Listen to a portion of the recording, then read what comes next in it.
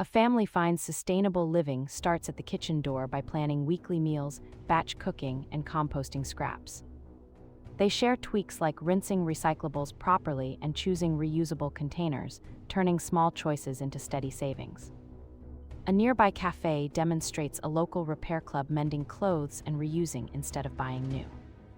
Another segment highlights energy cuts with smart thermostats, LED lights, and unplugging chargers to lower bills and footprint.